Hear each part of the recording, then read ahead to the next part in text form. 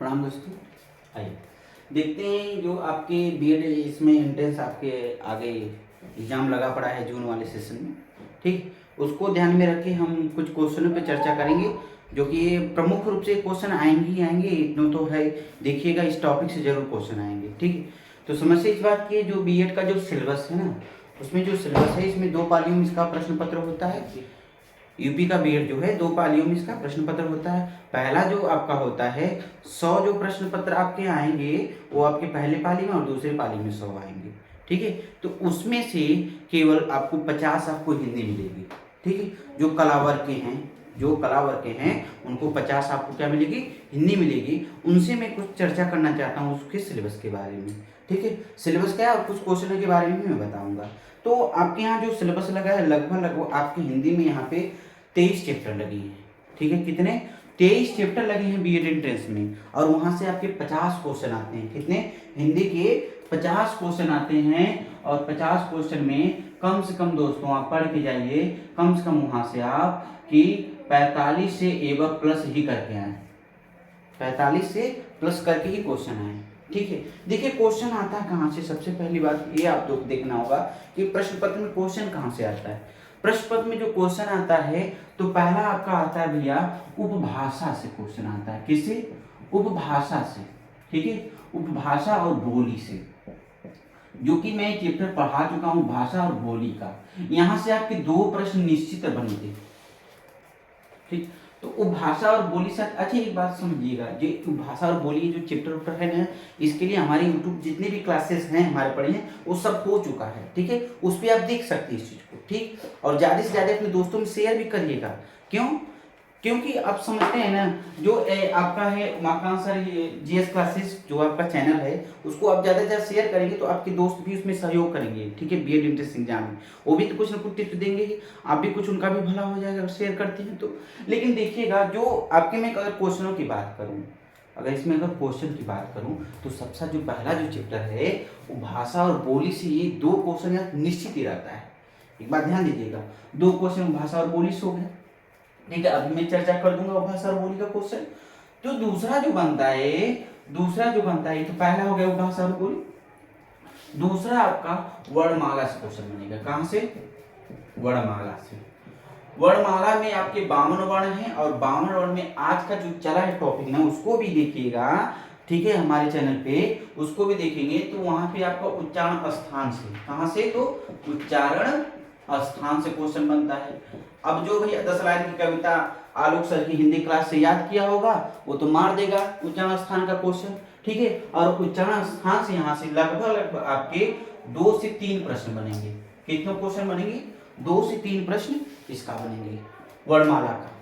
ठीक, उसके बाद आपका भैया ध्वनि का, किससे, ध्वनि से संबंधित यहाँ पे क्वेश्चन 2 बनते, ये निश्चित है, इतना जानते रहिए। ध्वनि से 2 क्वेश्चन बनेंगे। ठीक, ध्वनि से 2 क्वेश्चन यहाँ से बनेंगे। ठीक है, ये तीसरा आपका ध्वनि हो गया। फिर देखिए चौथा जो आपका होगा भैया, चौथा आपका जो आता है संधि। ठीक है, और संधि से भी कितने क्वेश्चन रहेंगे, 2 से 3 क्वेश्चन। 2 से 3 क्वेश्चन किससे रहेंगे, संधि से। और ठीक, उसके बाद आपके क्वेश्चन रस से होते हैं, छंद से होते हैं, अलंकार से होते हैं, संज्ञा से होते हैं, सर्वनाम से होते हैं, विशेषण से होते हैं, क्रिया से होते हैं, वाच्य से होते हैं। ठीक है, इन सब चैप्टरों से सारे क्वेश्चन होते हैं। ठीक, उसके बाद आपके अपठित गद्यांश से क्वेश्चन होते हैं। ठीक, उसके बाद आपके 5 तो ऐसे प्रश्न होंगे जो कि अंग्रेजी में होंगे। ठीक है, उन्हें कन्वर्ट करना होता है। बात समझ रहे हैं ना। तो अब देखिए मैं डेली बेसिस पे आपको 10 से 15 क्वेश्चन चर्चा जरूर करूंगा। बीएड वालों के लिए खास बात बता रहा हूँ, बीएड वाले इस चैनल को जरूर से जरूर सब्सक्राइब करके देखिए, नोटिफिकेशन को दबाएं और जरूर इस पर चर्चा करें, क्योंकि जून में ही लगा हुआ पेपर। और जो बात मैं बता दूंगा वो कंठस्थ होगी कि नहीं, आएगा ही आएगा, एक बात समझ लीजिएगा। ठीक, क्योंकि मैं भी बीएड में कई बार मतलब दिया हूँ पेपर, और 1-2 बार मैं फेल भी रह चुका हूँ इंट्रेंस में, तो इस बात से आप ध्यान रखिएगा। ठीक, तो मैं बता सकता हूँ कि कहाँ से क्वेश्चन आएगा और कहाँ से आते हैं क्वेश्चन, इस चीज को ध्यान में रखिएगा। ठीक, तो आप देखिएगा उपभाषा और बोली से आप क्वेश्चन पे चर्चा करेंगे, वर्णमाला से क्वेश्चन की चर्चा करेंगे, संधि से और ध्वनि से। ये जो आपके 4 चैप्टर है यहाँ से क्वेश्चन की चर्चा कर लेते हैं। ये क्योंकि ये 4 से 5 चैप्टर आपके इस वाले चैनल पे पढ़ा चुके हैं माकान सर जीएस क्लासेस पे। जरूर जाके उसको देखिए और शेयर करिए, इस बात को ध्यान में एकदम रखिए। ठीक, तो चलिए मैं क्वेश्चनों पे अगर चर्चा करूं, ठीक है, किस पे, पहले तो भाषा और बोली पे चर्चा करता हूं। एक तो भाषा और बोली से 2 क्वेश्चन आपके, 2 से 3 क्वेश्चन मान के चलिए फिक्स है। ठीक, अच्छा, जो क्वेश्चन होगा वो भाषा और बोली का अगर मैं बात करूं तो कैसे यहाँ से क्वेश्चन आता है, सीधा अगर मैं चर्चा करूं तो सबसे पहले आपको यहाँ पे हिंदी में 5 उपभाषाएं हैं। कितनी हैं? 5। और उसी के अंतर्गत 18 बोलियां हैं। कितने? 18 बोलियां। उन्हीं 18 बोलियों में से किसी एक बोली का नाम लेके पूछ देगा यह बोली किस उपभाषा के अंतर्गत आती है, ठीक, या किस अपभ्रंश के अंतर्गत आती है। क्वेश्चन सीधा सा बनता है। ठीक, जैसे अगर मैं बात करूं कि आपकी ब्रज, क्या पूछ देगा? ब्रज बोली किस उपभाषा के अंतर्गत आती है? ब्रज बोली किस उपभाषा के अंतर्गत आती है?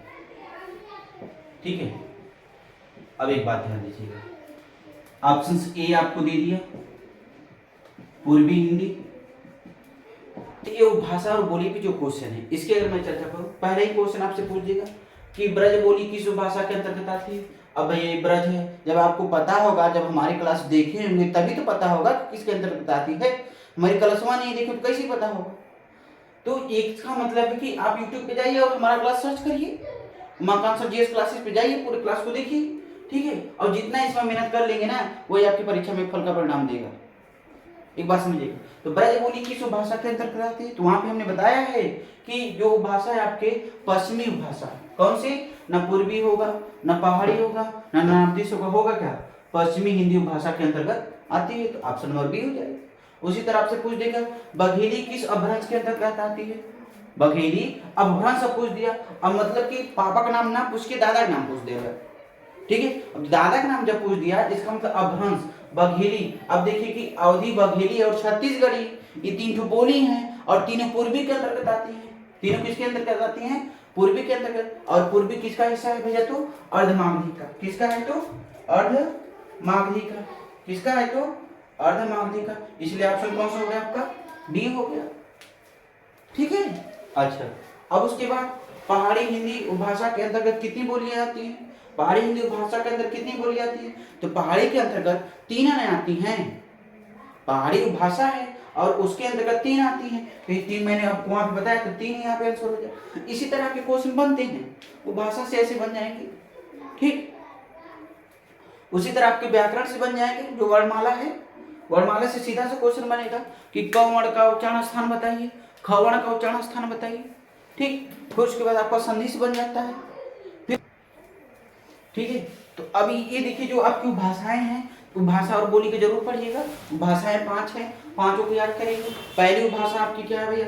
पश्चिमी हिंदी। दूसरी भाषा क्या है आपकी? तो राजस्थानी हिंदी।